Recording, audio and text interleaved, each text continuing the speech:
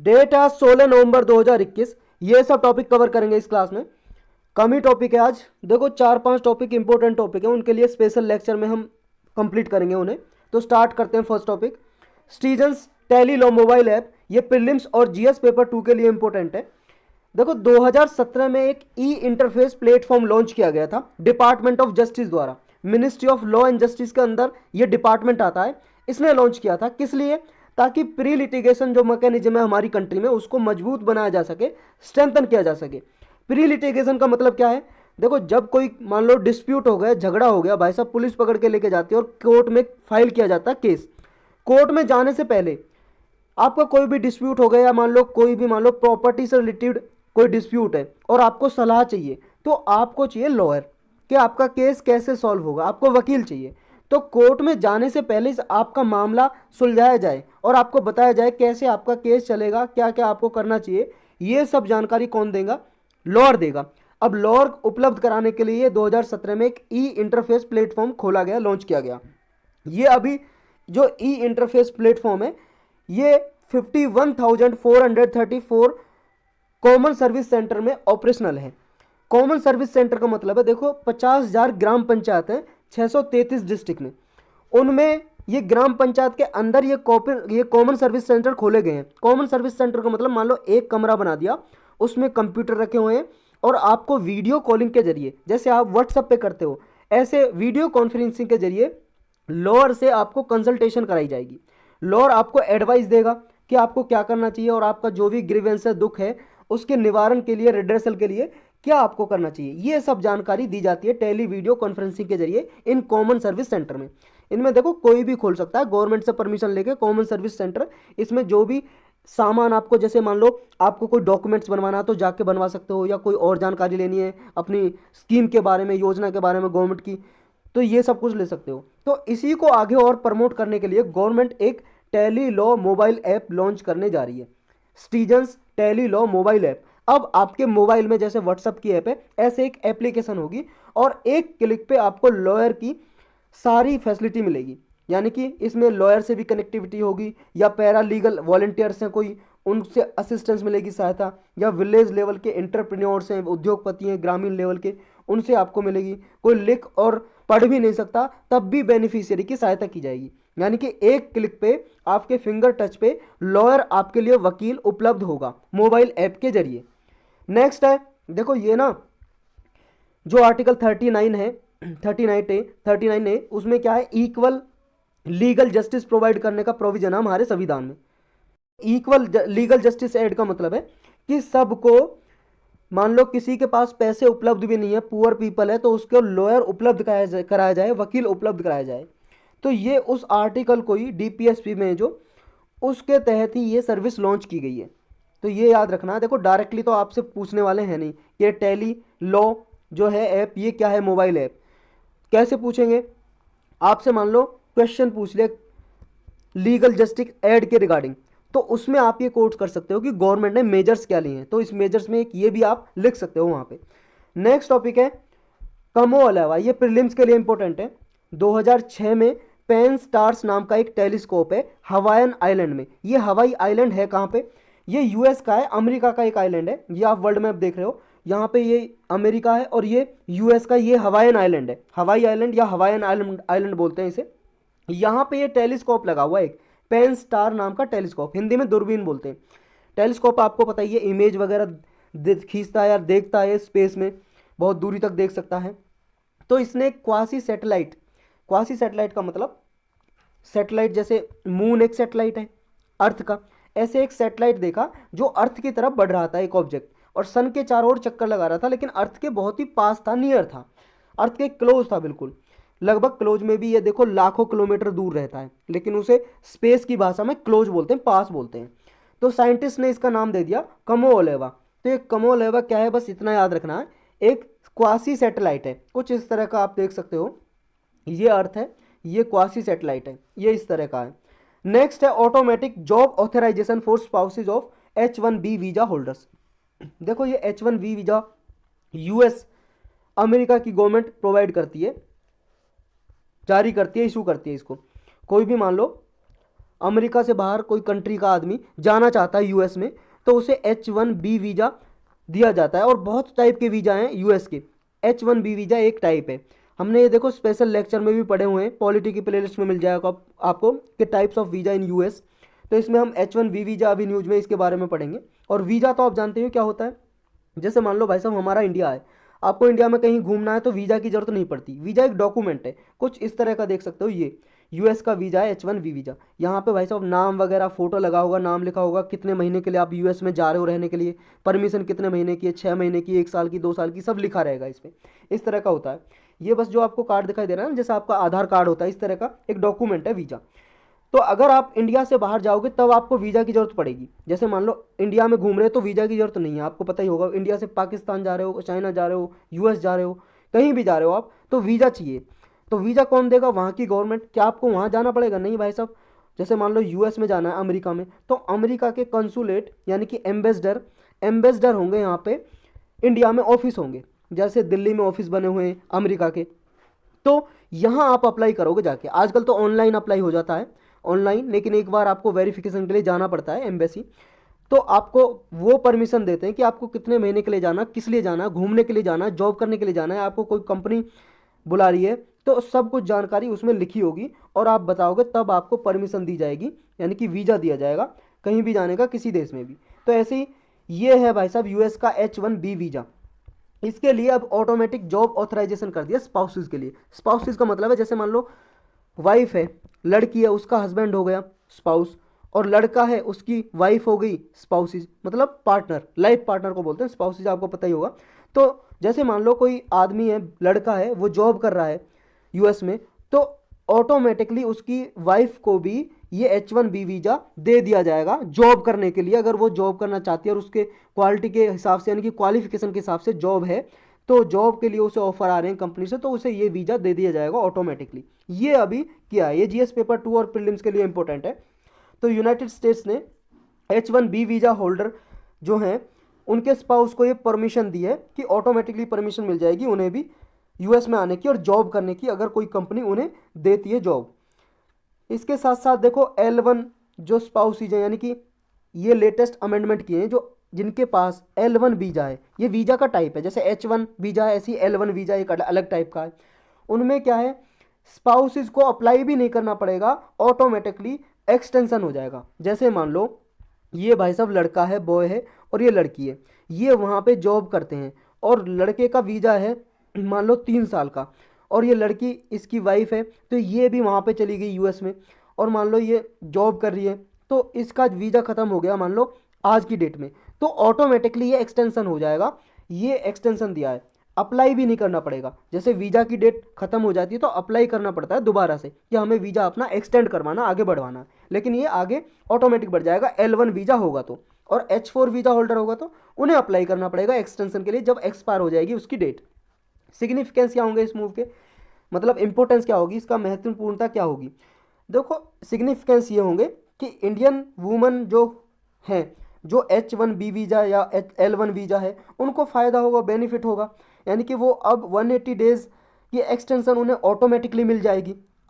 Need क्या है ऐसे वीज़ा की, देखो अमेरिका को क्या ज़रूरत है, अमेरिका को ज़रूरत इसलिए, जो मान लो अमेरिका में आते हैं लोग, जैसे हमारी कंट्री में कोई बाहर से आएगा कोई भी, उसे बोलेंगे इमाइग्रेंट। इमाइग्रेंट यानी कि इमाइग्रेशन हो गया, दूसरे देश से हमारी कंट्री में आए तो वो हो गए इमाइग्रेंट। तो ये इमाइग्रेंट जो हैं, ऐसी एक एसोसिएशन बनी हुई है, ग्रुप बना हुआ है अमेरिका में, अमेरिकन इमाइग्रेशन लॉयर्स एसोसिएशन। इसने कहा है कि देखो इमाइग्रेंट के जो स्पाउसीज हैं, मान लो जो यहाँ से मान लो इंडिया से या चाइना से कहीं पे भी अमेरिका में गए हैं, तो वो हो गए अमेरिका के लिए इमाइग्रेंट। और उनकी जो स्पाउसीज हैं, लाइफ पार्टनर हैं, बहुत सारे ऐसे हैं जॉब खो देते हैं क्योंकि उनके पास वर्क परमिट नहीं होता, क्योंकि वीज़ा नहीं होता, उनका वीज़ा ख़त्म हो जाता, फिर उन्हें वापस आना पड़ता है वापस अमेरिका से, क्योंकि रुक नहीं सकते, इनवैलिड हो जाएंगे, इलीगल इमाइग्रेंट हो जाएंगे, उन्हें सज़ा भी मिल सकती है, जेल में डाल सकते हैं, तो उन्हें वापस आना पड़ता है। तो उनकी सेफ्टी के लिए और सिक्योरिटी के लिए ये कदम उठाया है यूएस गवर्नमेंट ने। अब इनमें डिफरेंस क्या है, जो H4 और L2 वीज़ा है। H4 वीज़ा है जो, ये देखो इमीडिएट फैमिली मेम्बर को दिया जाता है, जैसे मान लो ये लड़का है, इसकी वाइफ है या इसके बच्चे हैं, इनको दिया जाता है। 21 से कम एज है जिसकी बच्चे की, उसको दिया जाता है, या उसके स्पाउसेस को यानी कि वाइफ को या हस्बैंड को दिया जाता है। H1B वीज़ा होल्डर के मतलब जिनके पास H1B वीज़ा है उनको दिया जाता है H4 वीज़ा। जैसे मान लो ये लड़का है भाई साहब, ये बॉय है, इसने H1B वीज़ा है इसके पास और यूएस में जॉब करता है, तो इनके वाइफ को, इसके लड़के की वाइफ को या उसके बच्चों को जो 21 एज से कम है तो उन्हें H4B वीज़ा दिया जाता है। ऐसे 94% वीज़ा दिए जाते हैं H4 वीज़ा वुमन को, महिलाओं को, और जिनमें से भी 93% इंडिया के वुमन हैं उनको दिया जाता है। मतलब इंडिया से बहुत सारे लोग जाते हैं वहाँ पे जॉब करने के लिए। नेक्स्ट है L1 वीज़ा। क्या है ये? नॉन इमाइग्रेंट वीज़ा है। ये क्या है? वैलिडली शॉर्ट टाइम के लिए वैलिड होता है ये। और इसके अंदर क्या है, जैसे कोई फॉरेन एम्प्लॉयज़ है, यूएस कंपनी है, उसको शिफ्ट करना चाहती है अपनी दूसरी कंपनी में टेम्परेरी बेसिस पे, तो ये उनके लिए इशू किया जाता है। और ये भी देखो, ये जो डिपेंडेंट स्पाउस हैं या अनमैरिड चिल्ड्रन है जो उनकी एज 21 ईयर से कम है, उनको L1B वीज़ा जैसे मान लो दे रखा है। जैसे मान लो ये है लड़का, ये लड़का है या लड़की है, कोई भी लड़का मान लो, चलो पहले लड़का माना था, इस बार लड़की मान लो, ये लड़की है और यूएस में जॉब करती है और इसे L1 वीज़ा दे रखा है यूएस ने, अमेरिका ने। अब ये मान लो अपने हस्बैंड को बुलाना चाहती है या फिर अपने बच्चों को जिनकी एज 21 ईयर से कम है और अनमैरिड है, शादी नहीं हुई है, उनके लिए इशू किया जाता है L2 वीज़ा। मतलब जिनके पास L1 है उनके बच्चों के लिए, उसके स्पाउसेस के लिए L2 वीज़ा दिया जाता है यूएस में एंटर करने के लिए। और लेकिन L2 वीज़ा होल्डर हैं वो देखो एम्प्लॉयमेंट ऑथराइजेशन डॉक्यूमेंट भी एक्वायर कर सकते हैं, हासिल कर सकते हैं, यानी कि एम्प्लॉयमेंट के लिए एक तरह से वीज़ा भी हो जाएगा, ये रोजगार के लिए, वहाँ नौकरी भी ढूंढ सकते हैं, वो जॉब ढूंढ सकते हैं। नेक्स्ट इसमें है H1B वीज़ा। कैसे, ये क्या है और इसमें कब ये यूएस ने अप्लाई, मतलब एक तरह से इशू किया था। H1B वीज़ा ये वर्क वीज़ा है, मतलब काम करने के लिए दिया जाता है, जॉब करने के लिए यूएस में। 1952 में यूएस ने इसको स्टार्ट किया था। ये वीज़ा दिया जाता है जैसे मान लो किसी की क्वालिफिकेशन साइंस में, टेक्नोलॉजी में, इंजीनियर या मैथमेटिक्स में है। ये इसलिए इशू किया था यूएस ने, अमेरिका ने, क्योंकि यूएस में ज़्यादा से ज़्यादा साइंटिफिक रिसर्च हो, रिसर्च डेवलपमेंट हो, ज़्यादा से ज़्यादा टैलेंट आ सके। जैसे इंडिया से बहुत सारे लोग अभी भी भाई साहब साइंटिस्ट जाते हैं नासा में, जो अमेरिका की जो स्पेस एजेंसी है नासा, जो रिसर्च करती रहती है स्पेस के रिगार्डिंग, स्पेस में सैटेलाइट वगैरह भेजती रहती है। नासा में बहुत सारे इंडिया के साइंटिस्ट हैं जो जाते हैं। तो ये टैलेंट को, पूरे वर्ल्ड वाइड से टैलेंट्स को अपने यूएस में, अमेरिका में मंगाने के लिए, बुलाने के लिए ये वीज़ा चलाया गया था H1B वीज़ा। और बहुत सारे देखो सिस्टम है, ये फर्दर डिवाइड किया गया था। H1B वीज़ा, वर्क वीज़ा हैं सारे, ये जो काम करने के लिए जाते हैं यूएस में उनके लिए है। H1B visa, H2B, L1, O1, E1 visa, ये सारे क्वालिफिकेशन के बेस पे दी जाते हैं, जिनकी जितनी क्वालिफिकेशन है उस हिसाब से दिया जाता है। इनमें से H1B वीज़ा है, ये मोस्ट पॉपुलर है क्योंकि इनमें ज़्यादा क्वालिफिकेशन जिनकी होती है और साइंटिफिक रिसर्च वगैरह के लिए जिसको बुलाते हैं, ऐसे लोगों को दिया जाता है H1B वीज़ा। नेक्स्ट है what is Punjab land preservation act of 1900, how it was tweak. देखो ये 1900 का अंग्रेजों के ज़माने का बना हुआ है भाई साहब। ये पंजाब गवर्नमेंट ने उस टाइम पे बनाया था। उस टाइम पे पंजाब और हरियाणा एक हुआ करते थे स्टेट, लेकिन आपको पता है 1966 में आज़ादी के बाद 1966 में पंजाब से हरियाणा अलग हो गया 1 नवंबर 1966 को। तो ये हरियाणा के लिए भी चलता है लॉ और पंजाब के लिए भी चलता है लॉ। तो 1900 का लॉ ये अभी न्यूज में है, ये जीएस पेपर 3 और आपके प्रीलिम्स के लिए भी इम्पोर्टेंट है। जो ये एक्ट है बना हुआ है 1900 का, पंजाब की गवर्नमेंट ने इनेक्ट किया था। इनेक्ट का मतलब है बनाया था, उस टाइम पे पास किया था ये। इसमें देखो दोबारा से हरियाणा गवर्नमेंट ने इसमें अमेंडमेंट किए, कुछ संशोधन किए बिल लाके, लेकिन अभी ये पास होने वाला नहीं है, मतलब पास हुआ नहीं है। हो सकता है इसका अभी बिल ही है, क्योंकि बिल का मतलब है अभी पास नहीं हुआ है हरियाणा की असेंबली में।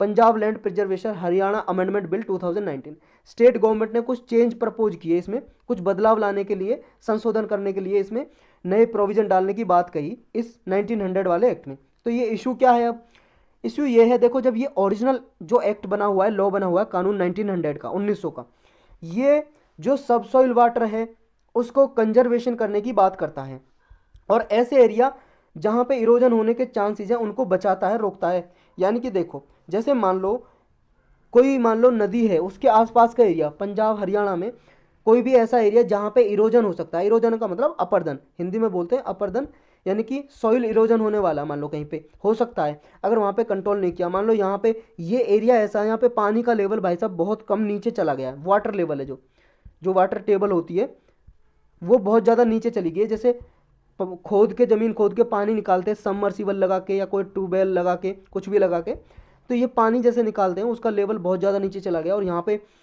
मान लो सूखा पड़ गया, डिजर्ट एरिया, यहाँ पे इरोजन हो सकता है। बहुत ज़्यादा बारिश हो गई मान लो तो इरोजन हो सकता है यहाँ पे।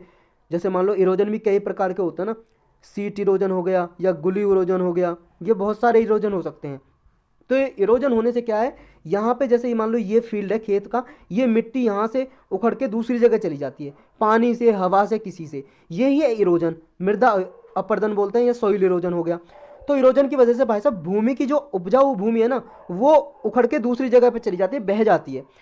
अब उपजाऊ मिट्टी है नहीं भाई साहब, फर्टाइल जो लैंड थी वो इरोजन हो गया उसका। अब ये अनुपजाऊ भूमि है, यहाँ पे कुछ उग भी नहीं सकता, अगर खेती भी होगी तो बहुत ही कम होगी, तो इसका ये नुकसान है। अब इसी को बचाने के लिए एक्ट था कि ये ऐसे एरिया है वहाँ पे क्या है कोई डेवलपमेंट नहीं करेंगे, उनको बचाएंगे, कंजर्व करेंगे जहाँ पे इरोजन हो सकता है। और इसके देखो सेक्शन 3 में ये था ओरिजिनल एक्ट के में कि गवर्नमेंट के पास ये पावर है, कोई भी एरिया ऐसा जहाँ पे इरोजन होने के चांस है उसे इस सेक्शन 3 के अंदर डाल देंगे और वहाँ पे कोई डेवलपमेंट नहीं किया जाएगा, ना कोई वहाँ पे कोई फैक्ट्री बनाई जाएगी, ना कोई और डेवलपमेंट किया जाएगा, क्योंकि उससे क्या नुकसान हो सकता है। इसके जो न्यू सेक्शन है सेक्शन 3 है, इसमें ये इंसर्ट किया गया बिल में कि अगर मान लो इस एक्ट में इस सेक्शन 3A में कोई एरिया ऐसा इंक्लूड कर दिया तो वहाँ पे कोई भी डेवलप किया जा सकेगा। यानी कि नए बिल की बात कर रहे हैं हम, जो 2009 में कुछ संशोधन करने की बात की गई थी गवर्नमेंट ने, कि अगर इस सेक्शन 3A जोड़ा जाएगा इसमें नया, और इस सेक्शन 3A में अगर कोई मान लो ऐसा एरिया डाल दिया कि मतलब वहाँ पे डेवलप कर सकते हैं, कोई फैक्ट्री बना सकते हैं, कुछ भी डेवलप कर सकते हैं, तो फिर चाहे वहाँ पे इरोजन हो ना हो फिर कोई मैटर नहीं करता। यानी कि सेक्शन 3 में क्या था, वो एरिया अगर वो डाल दिए तो वहाँ पे डेवलपमेंट नहीं किया जा सकता, और सेक्शन 3A में ये है अगर इसमें एरिया डाल दिए कोई भी मान लो इसमें इंक्लूड कर दिए तो वहाँ पे डेवलप किया जा सकता है, यानी कि चाहे इरोजन हो ना हो उससे कोई मतलब नहीं है। तो अब कंसर्न क्या, परेशानी, परेशानी तो यही है भाई साहब। देखो ये इसमें मान लो अगर ये डाल दिया Haryana municipal corporation act 1994, Gurugram metropolitan development authority act 2017, ये इस प्रोविजन के अंदर डाल दिए, तो अब यहाँ पे क्या है, ये यहाँ पे डेवलपमेंट किया जा सकता, कोई फैक्ट्री नहीं या एरिया बनाया जा सकता भले ही इरोजन हो। यानी कि जो भूमि पहले कंजर्व की जाती थी, बचाई जा सकती थी, जैसे गुरुगोन है, गुरुग्राम हो गया अब तो इसका नाम, फरीदाबाद डिस्ट्रिक्ट है, यहाँ से 2600 एकड़ का एरिया ऐसा है अरावली हिल्स के पास, जो अरावली की पहाड़ियाँ हैं भाई साहब राजस्थान से होते हुए हरियाणा में दिल्ली तक जाती हैं, इनके पास, इनके फुट हिल्स पे, हिल एरिया के पास ऐसा एरिया है जिस इरोजन होने के बहुत चांस है वहाँ पे, और वहाँ पे माइनिंग की वजह से वहाँ पे इरोजन हो रहा है। रियल एस्टेट डेवलपमेंट किया जा रहा है, माइनिंग, खदानें निकाली जा रही हैं खोद खोद के, और रियल एस्टेट डेवलपमेंट किया जा रहा है, बहुत सारी बिल्डिंग बनाई जा रही हैं वहाँ पे, तो उसकी वजह से वहाँ पे इरोजन होने के चांसेस है। तो यही है भाई साहब, अगर ये एक्ट डाल दिया उस सेक्शन 3A में तो अब कंजर्व करना उन्हें जरूरी नहीं रह जाएगा, चाहे इरोजन हो ना हो कोई मतलब नहीं है। यानी कि जो भूमि थी वो कंजर्व नहीं की जाएगी अब ये उस सेक्शन 3A में डालने के बाद। तो नीड फॉर कंजर्वेशन क्या है, मतलब कंजर्व करने की, संरक्षण करने की, यानी कि उन्हें प्रोटेक्ट करने की जरूरत क्या है।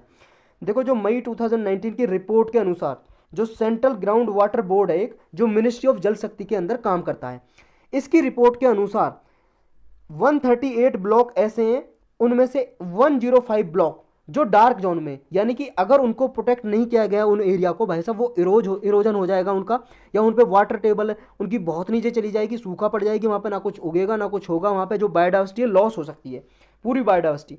यानी कि करंट रेट जो डिप्लीशन है, गुड क्वालिटी ऑफ वाटर है, वो देखो 100 मीटर डेप्थ तक चला गया है। यहाँ पे अगर पानी खोद के निकालेंगे तो 100 मीटर, लगभग 300 फुट खुदाई करेंगे तब जाके वाटर निकलेगा। जैसे हेड पंप लगाते हैं, या नल लगा दिया, या आपका समरसीबल लगा दिया, कोई ट्यूबवेल लगा दिया, ऐसे खोद के नीचे ज़मीन से ग्राउंड वाटर निकालते हैं ना, तो 300 फुट पे पहुंचा पड़ा है भाई साहब उसका वाटर टेबल। हिंदी में कहीं कहीं पे एरिया में चोभा भी बोलते हैं, या वाटर टेबल, जो पानी का स्तर है जो खोद के निकालते हैं। और अगर ये ऐसा ही चलता रहा पानी का निकालना ऐसे ही, क्योंकि डेवलपमेंट करेंगे भाई साहब, बिल्डिंग बनाएंगे, यहाँ पे डेवलपमेंट करेंगे, फैक्ट्री बनाएंगे, तो पानी तो चाहिए, तो पानी खोद के निकालेंगे, और जो ये ग्राउंड वाटर का एक्सप्लोटेशन और ज़्यादा होगा, पानी और नीचे चला जाएगा, और इसी तरह से चलता रहा तो अगले 10 सालों में यहाँ पानी पूरा एग्जॉस्ट हो जाएगा, पूरा ख़त्म हो जाएगा यहाँ पे। और सब सरफेस वाटर भी ये नेक्स्ट 22 ईयर में पूरा फिनिश हो जाएगा इंटायर एरिया से। तो ये नुकसान है इससे। यही थे आज के टॉपिक, और आज देखो 6-7 टॉपिक और आएंगे अलग अलग लेक्चर में इसके बाद, वो आप देख लेना, बहुत ही ज़्यादा इंपॉर्टेंट है।